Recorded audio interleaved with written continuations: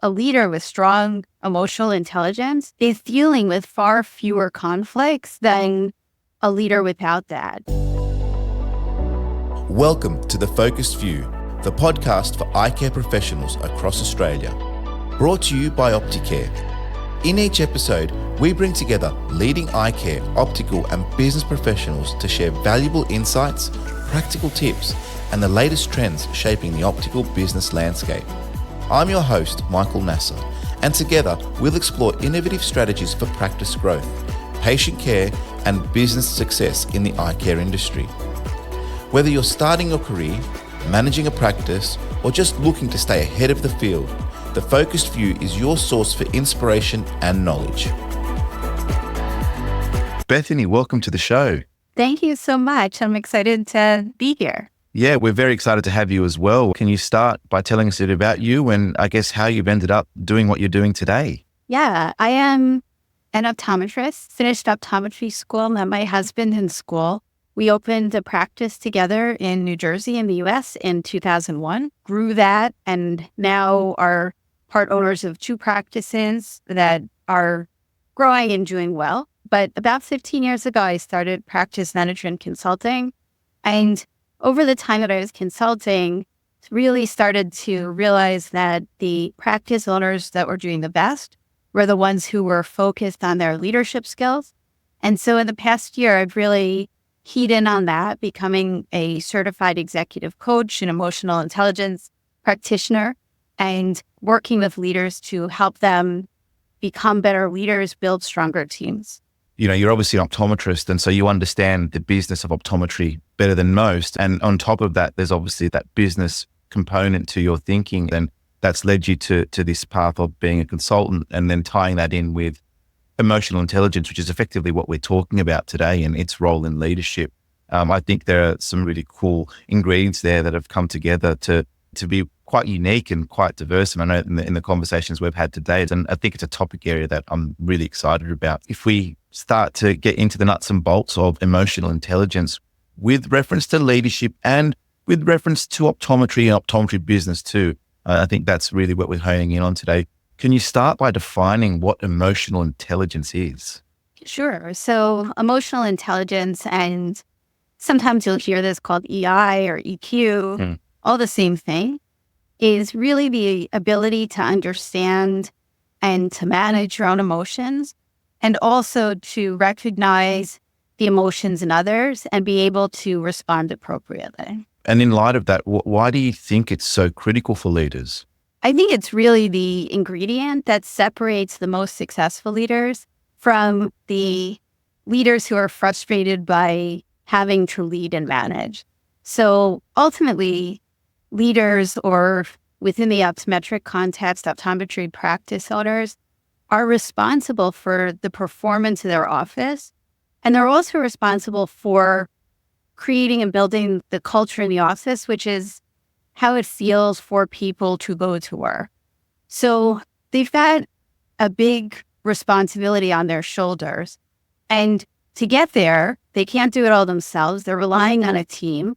And so the leader and the team are all experiencing different emotions and feelings all day long.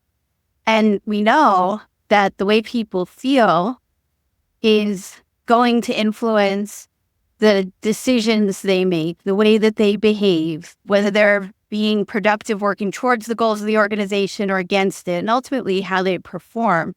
So knowing that the leader has to set this culture and get the performance they want out of their team, understanding people's emotions and developing this emotional intelligence lets the leader bring their best self to work and get the most out of the people that they're working with. And would you say that emotional intelligence, I guess, in some way or shape is happening naturally, right? Like in the actions that a leader of a practice, it automatically is happening by default. And do you feel, because another word that you mentioned there was culture.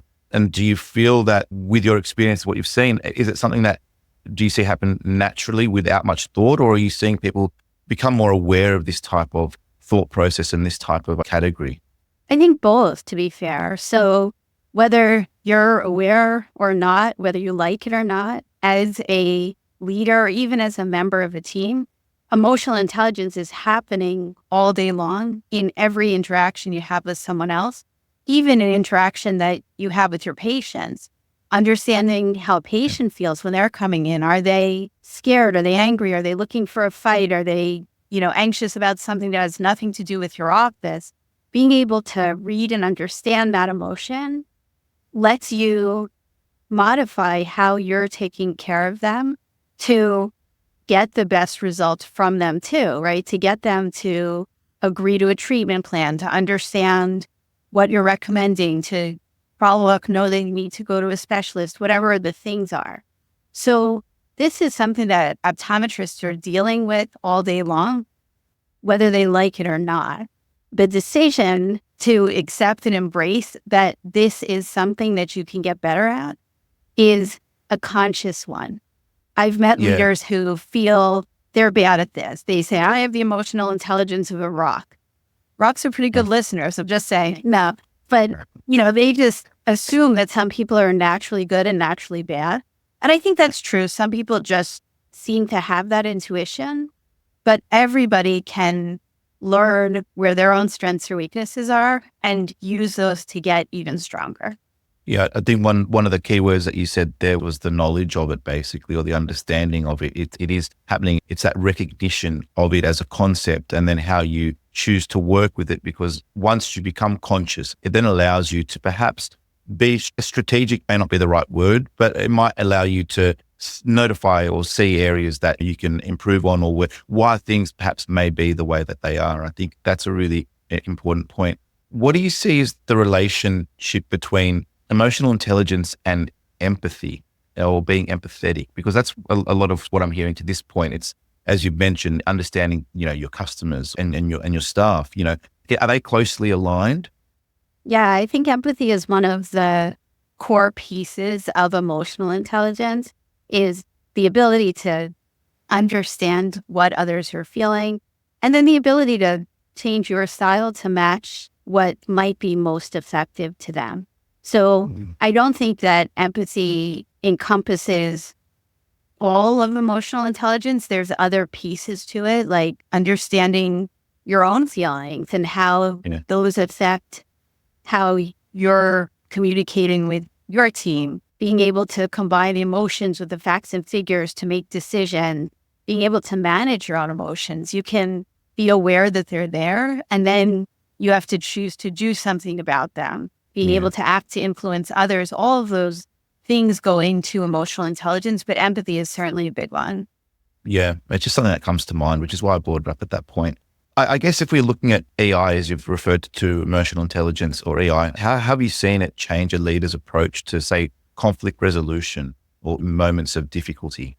I think what it can do is change the type of conflicts that a leader is sometimes dealing with. So understanding this, in my experience, really takes a leader from being kind of baffled all the time. Why are people the way they are? How come it feels like people don't like me? Why can't I get them to do what they want to, what I need them to do?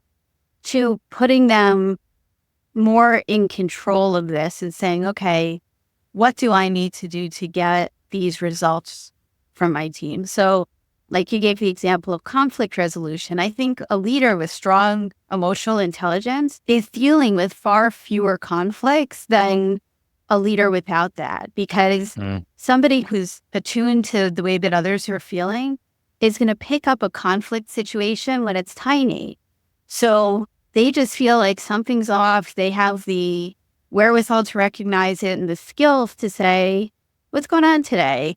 And it might just be something very little that they can listen to and respond appropriately, and the issue goes away. So they can understand it, they can fix it. Where somebody on the other side who is not tuned into this and can't see things from another perspective might miss the small conflict completely, and all of a sudden they're dealing with something that's blown up to the point that they can't avoid it anymore, which in most cases is a much harder job and much less likely to get to a positive resolution. That makes total sense. Can you discuss in some capacity the impact of emotional intelligence on a leader's ability to manage stress? Because, we're in that age where everyone seems to be stressed out with things and there's so much to do and so little time. And if you're managing a team and you've got all these things, how does the recognition and the conscious awareness of emotional intelligence affect stress and the ability to manage it? I think it's partly about managing stress, but same thing, like somebody who has a tough time with emotional intelligence and isn't able to be emotionally intelligent most of the time is going to just have more stress to deal with because they're creating a culture where people are stressed and anxious all the time, which might be their team stress, their own stress, and it kind of feeds on itself. Like they're constantly frustrated. When somebody can understand the emotions of their team and they can understand their own emotions, they can pause for a minute and think about where their stress is coming from. I'm feeling this. Why am I feeling that? And maybe they realize in that moment it's something that they don't have any control over and they're able to get through that. Or maybe they realize it's because of something that could be very easily fixed, right? I'm really frustrated because every time the person at the front desk picks up the phone, she doesn't say her name and I've asked her to say her name. Okay, like this is why I'm frustrated. Let's have a productive conversation and eliminate the frustration, which is going to decrease the level of stress. In tough cases, I've met, and honestly, I've even been a practice owner who sometimes just in tough times, like feels like I'm on an island and the team is working against me. And that makes it tough to even want to go into work, which is really stressful, right? For optometrists who've opened practices, they've done it to gain a certain degree of freedom. And when you have that and you don't even want to go there, that's an incredible level of stress. But in most cases, that's avoidable, or when it's not fully avoidable, it's improvable or correctable. Yeah. And when we mention stress, obviously, the stress obviously comes in many forms. We're speaking with reference to the stress that the store can bring, and that could be the number of patients that are coming through, or like you've alluded to, how the front of staff are answering the phone call, or maybe there's a cleanliness aspect that's not being done, or small little things that eventually add up. And I feel like, the significance of understanding emotional intelligence, like you've mentioned there, is you can recognize that, and then you can say, well, how can we manage that? How can we improve that? And the sooner that recognition is made, hopefully the better off for everyone, because then that stems back to culture and back to all of those things that we're sort of speaking to.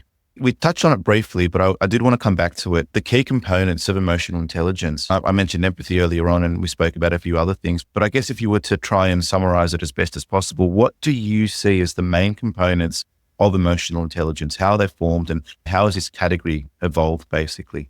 So empathy and the awareness of others is certainly a big one. And that's one that we've been talking about. I think one of the other big categories is that self-awareness, which is just understanding what you're putting out there and the behaviors you're demonstrating and the impact that your behavior has on other people. And that's super important. One of the other keys is authenticity, which is just being able to be your true self at work, being able to express yourself openly and being not only true to yourself, but showing that you're true to yourself in the commitments that you make to others, like that people can trust you, not only to be who you say you are, but to do the things that you say you're going to do. Emotional reasoning is a key, and that's the combination of feelings and all of the facts when you're making a decision. So sometimes people are just all fact-based and not worrying about how people feel. Sometimes they're all gut instinct feeling-based and not worrying about the fact. And both of those can be more frustrating for a team than somebody who has a better balance. And the two others, one is self-management or self-regulation, which is managing your own mood and your own emotions and being able to present your best self, and also always wanting to be better. That's a huge difference that I see. And the last is being aware of and working on the influence that you have on others? Can you inspire other people to be their best? And that's a super important characteristic of emotional intelligence, especially for people in leadership roles. And they're all kind of interconnected. You can hear in the description of one bits of another, and it's all part of this complex emotional being that we are. Yeah. So I think you hit the nail on the head there. It is complex. It does speak to the category in so many ways, and there is so much intertwining. One of the ones that you've mentioned that sort of resonates with me is, or that sort of jumped out to me, was the self-awareness aspect. And how have you seen self-awareness affect a leader's performance? And I guess the context of that and performance, how do you see them linking? Yeah, when I work with a team, this is one of the huge ones that comes up. Because if self-awareness is understanding and being able to see the impact that the things you do have on other people, leaders who struggle very often lack self-awareness.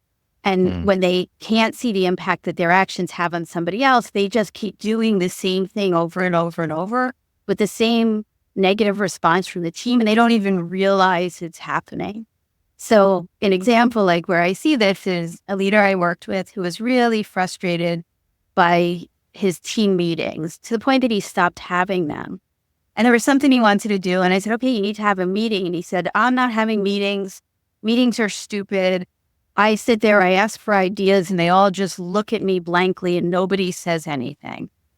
So I'm frustrated by meetings. Clearly the staff doesn't want to be there. I have to make all the decisions myself anyway. So what we saw through some work is that when he held meetings, as soon as somebody would give an idea, he was shutting it down immediately and in a way that was coming across a little bit condescending. It made the person who had the idea feel stupid for even venturing to share something.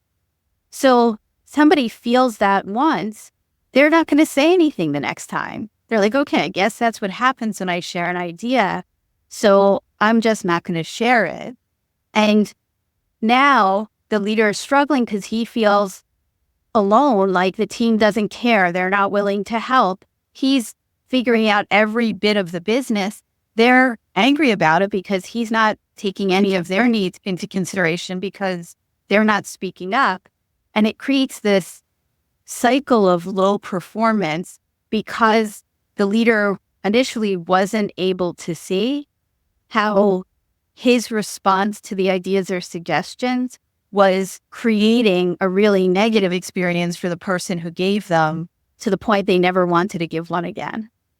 The criticalness of it is so evident. I mean, that ability to recognize that is so powerful because obviously, as you've mentioned with the example there, that optometrist or that leader of that store probably didn't recognize what they were doing.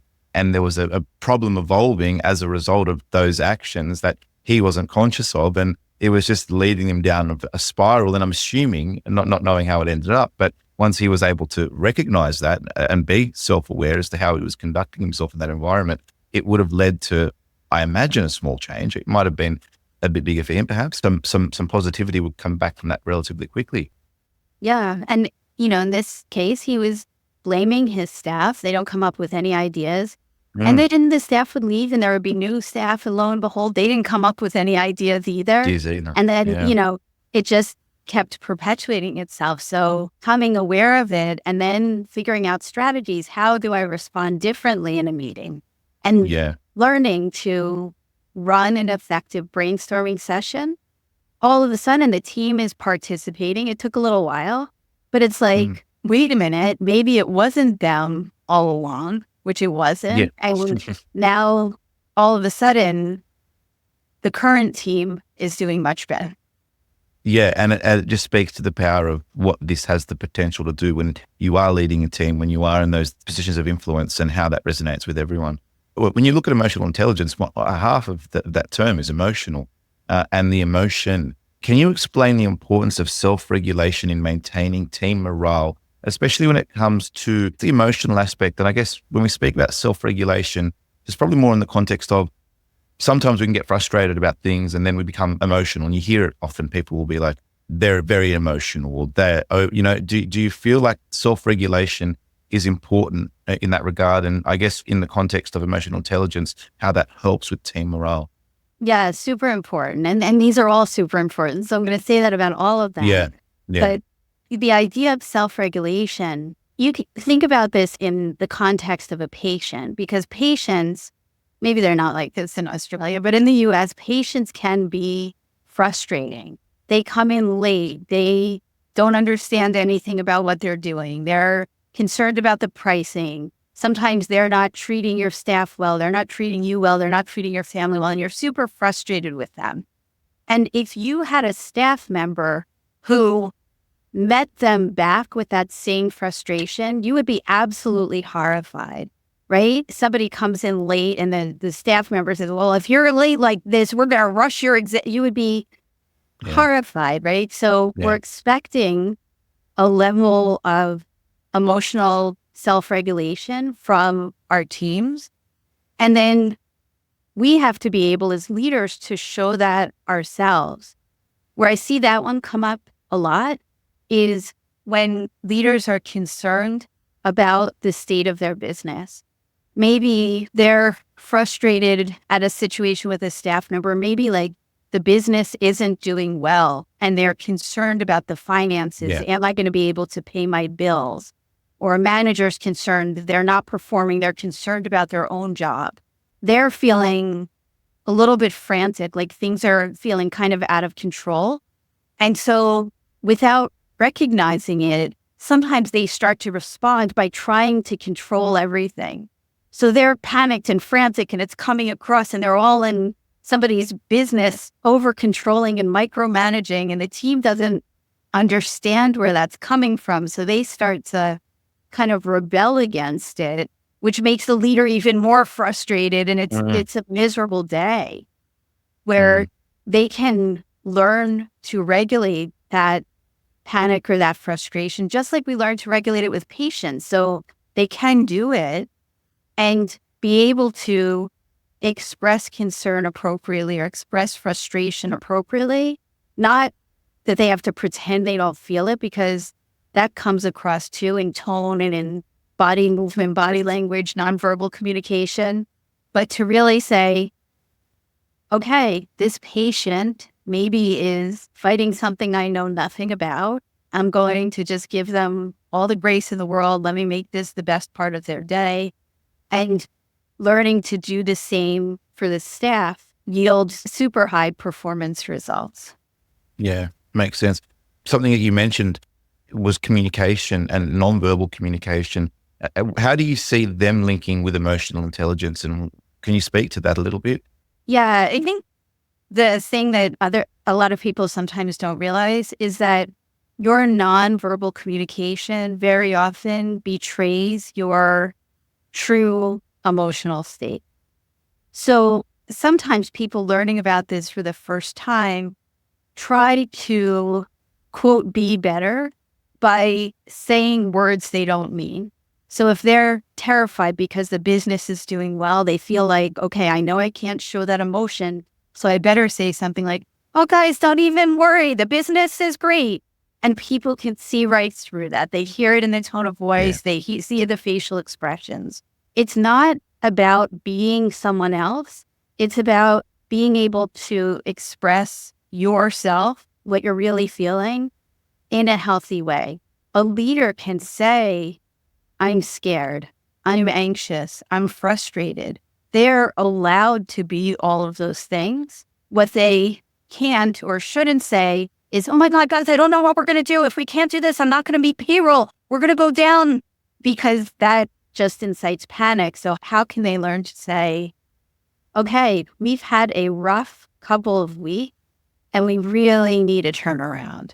So what I've thought about to get there is, and present their fear, their anxiety in a healthier, solution-focused way that doesn't create panic. And that probably comes back to that self-regulation aspect too, I would imagine, in your nonverbal cues as well as your verbal communication. So I think there's a lot of symmetry with those two aspects. So drawing back on a few of the things you said, like meetings, for example, is one big area that people, a lot of this stuff comes out in, because we're in that situation where we're all observing one another. But I know it's sometimes as simple as the way someone looks. It could be just the eye movements. It could just be looking away when, so it is quite complex. And I feel like as a leader or as somebody that's part of leading a team, that you need to be aware of all of those aspects and be mindful of those. And I guess that's part of the skill set that we are speaking about here with regards to all of this. We touched on empathy slightly. I wanted to get your opinion on empathy and the role that it plays with building strong teams and the relationships within team members. How have you seen that play out in context of, say, some of the practices you're working? This is probably the strongest piece in building team relationships. And we're saying team relationships, but it's not just workplace relationships we're talking about. It's relationships with your partner, with your children, with people you encounter out in the community. So this is about building relationships to begin with. And so the thing to understand is what the perception is of somebody who's showing strong empathy versus someone who is not showing empathy. Let's say a boss or a leader who's good at empathy is caring. They're invested in someone's success. They're well connected with their team. They're looking out for you. Somebody without empathy is perceived as the exact opposite. Somebody who's uncaring, insensitive. And people don't want to work with or for someone that they perceive to be uncaring or insensitive. And these things, somebody picking up on this, it affects how they perceive someone on their team, sometimes for the entire duration of their employment. I remember being in a meeting. I mean, it wasn't a meeting, it was a dinner, it was informal, and there was a new team member that was there, and his supervisor was asking him about something, and you could just see him getting visibly upset at the way that his supervisor was asking questions. And it wasn't about work performance. It wasn't about like the specific office or the job. It was about his perceptions of leadership and teamwork in a totally different situation. So he's like starting to freak out a little bit. And you see him non-verbally kind of backing up and starting to give answers like, I don't think talking about this anymore is going to really make a difference. And the leader she missed it and kept hammering the questions. And so now this guy is feeling attacked and super uncomfortable. And eventually somebody else at the table said, enough, let's talk about something else. Let's give this guy a break. And so it was like the person who didn't realize she was hammering with questions said, oh, why'd we stop? And the person who was being hammered with questions ultimately walked out of that dinner in tears. And it was just such a mismatch. And what happened from that is months later, the person who had felt attacked had a question. He was uncertain about something, and he should have gone to his direct supervisor to ask. And he didn't. He skipped her, went to her boss because it just didn't feel comfortable for him to walk into an uncertain conversation with her. Yeah. And, the boss said, why aren't you talking to the person you should be talking to? And he said, I don't know. This just like felt safer. And if that goes on and you don't know about it, that can ultimately affect somebody's ability or desire to stay in a job. Yeah.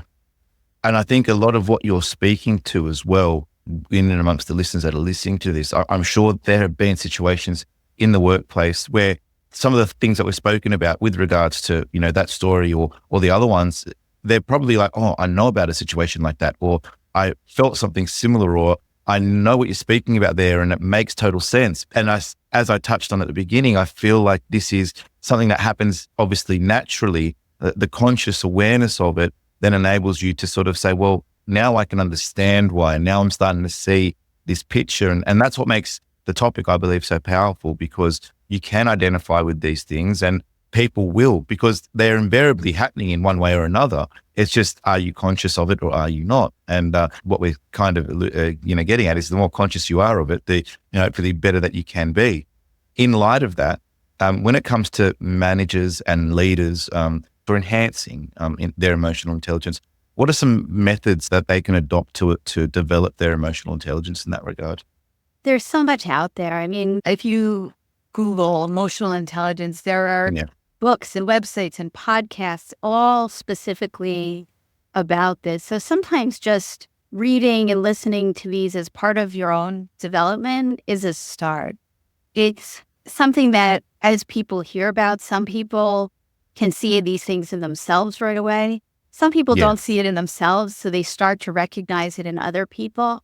But it's taking that little moment of self-reflection when something doesn't go the way you think it's going to go, or somebody doesn't respond the way you thought they were going to. And parents of young kids do this all the time. Like, what happened there? That was supposed to be a happy time, and why are we having a tantrum? And you have to go back and look at yourself to see, were there signs along the way that maybe you missed? Was there something different you could have done? Very rarely is something happening totally randomly. But I do think that somebody can work to develop this a little bit more formally.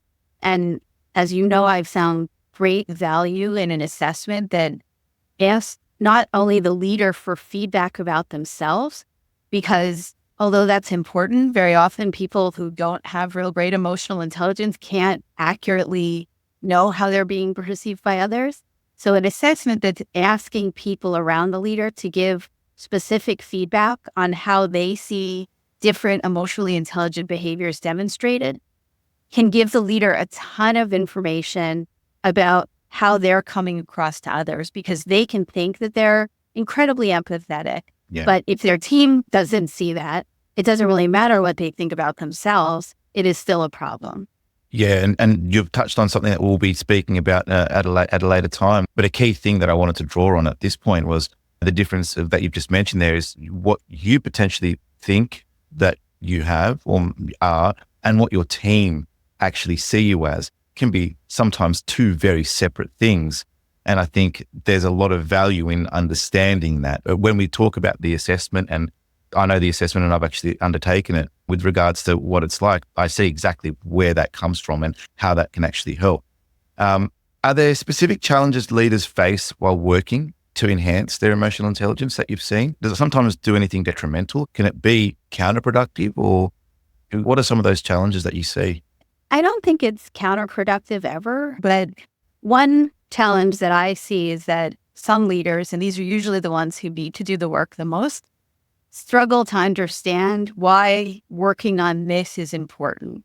So these are those leaders, practice owners that are very results driven, and they're focused on the numbers and the metrics. And so Yeah. they can feel like all this talking about feelings at work feels counterproductive. So the challenge for them is really to understand and embrace the idea that the way people feel at work is what drives those numbers, so that working on their emotional intelligence often is the key that they've been missing to influence the results that they've been frustrated by. That's one of the big challenges. And another is just that this is hard work. It Yeah.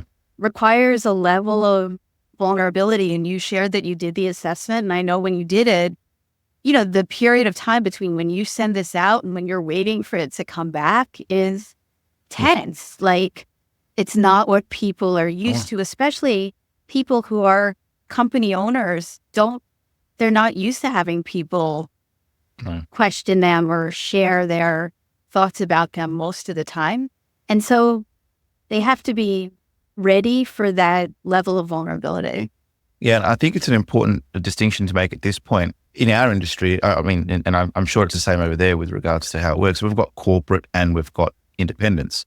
And, the corporates are part of large chains, whether it's Luxottica, whether it's, the various groups that are out there that are part of some type of corporatized business, which has a lot of these tools. And that could be at a retail or at a wholesale level, whether it's the bigger companies. They generally have a lot of these tools in and amongst what they do. When we're talking I'm an independent business owner effectively, and I know that a lot of the people that we speak to are independent business owners, and it's those, you touched on the fact that they could be a company owner. And so if they're at the top of the company, then very rarely are they getting questioned or challenged, or is there a perspective being shared, or are they open to other perspectives? There's that element of vulnerability. And that's perhaps the people that can maybe benefit from it the most too, because it is that person in that environment that can change. In a corporate setting, so much of the culture and the tone and the structure is not set by a particular person. It might be somebody from head office that's in another city, another state, another area, and that's all trickling down. But when you're talking about small independent businesses, invariably the business owner can make some pretty monumental changes if they can harness the power of, I guess, the things that we're talking about. For sure. And the great thing in a small company is that making those changes, the results are felt and seen often immediately. Yeah. We've spoken about the assessment, and we'll talk more about that in a later episode. But I mean, let's assume that they don't want to do an assessment, or maybe they just do some light reading about the topic and listen to a few things. Again, this podcast could be an example. How can they just start to measure improvements in their emotional intelligence from now? Let's say they've recognized that they want to identify a few things. Maybe let's just say empathy. That's a pretty common thing. They want to work on that. Are there ways to measure that in the context of being able to look back on it? Because I feel like it's almost like a continual thing. It's not something that ever ends either. No, it is a continual thing. And people are constantly being really good and really bad. And the goal is just to shift to be really good at this more often, right? A greater percentage of the time. So I think if leaders can recognize maybe something they've been frustrated by, they can use that as a barometer to measure change over time. So let's say a leader is giving instructions and the people they give the instructions to just never seem to understand the instructions clearly. Then changing how they're giving instructions, if they're getting better feedback from people who say, okay, got it, the first time, instead of saying, wait a minute, I have no clue what you're talking about. That's a metric that tells them that they're getting better at their communication, or if people are responding the way you think that they should. The other thing that you can do is work on this with other people, because let's say you're listening to this and you say, you know, I really am not super aware of how other people are feeling, and maybe I need to work on my empathy. If you have a partner or a manager and you share with them that you're working on this, trust me, if you figured it out about yourself, they already know it about you. So you're not telling them something they don't know or showing weakness. You're showing strength by being ready to deal with it. And when you let the people who care about you know what you're working on, they're generally going to be supportive. And so they can give you feedback in that moment. And sometimes people have done this, again, not even at work, but with a husband or a wife. And they tell them, I feel like I'm not as good at reading other people's emotions as I could be. And the wife will say something like, duh, right? Because they know. And then having that conversation invites in the next social interaction to have a little bit of feedback on, yeah, you know how you were doing that? I think you totally missed how he was feeling there. And it's got to be, like I said, somebody you love or care about or trust. And they've got to be able to deliver it gently and have the emotional intelligence to do so. I think there's definitely a lot of value in collaborating and sharing that with people. Like you said, they already know probably what you've started to recognize. Yeah, you've got to be careful you're picking the right people to do this with, because I feel like there does also perhaps open the opportunity for people to maybe take it a little bit too far. But I think in the right hands, a husband or a wife or someone that's very close to you that wants to see you improve too, that's got to be there or thereabouts. Sometimes working on this with a group at work. So if there are like a practice that has several locations, the managers of each location working on this together can be kind of a support group for each other, which helps as well. Yeah, absolutely. As we wrap up today's conversation, and based on the discussions that we've had, I mean, there are so many gold nuggets in there, and there are so many pieces of information there that can be taken away and I think really developed with regards to the people listening to this today. But what would be some of those most critical takeaways about emotional intelligence that you want leaders to remember in this podcast? What would be some take homes in that regard? The two biggest take homes, number one is just that this is important, maybe the most important competency for a leader who wants to communicate effectively, to build trust with their teams and have great results in their business. And I think the second takeaway is that it can be improved. Even though some people have stronger natural abilities and some just don't, like anything else, it is a skill that can be improved with practice and work.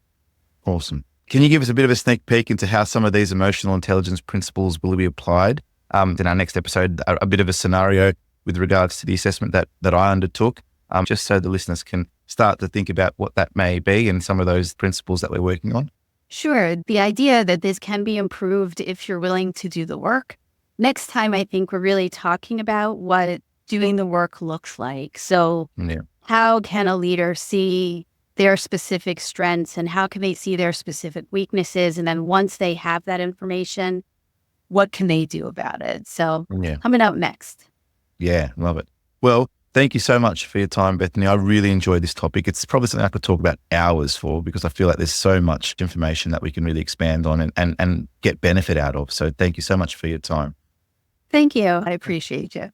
Stay connected by subscribing to The Focused View and visiting our website www.thefocusedview.com.au for additional resources and episode summaries. We look forward to your company again in our next episode. Until then, keep focused. I'm Michael Nasser. Bye for now.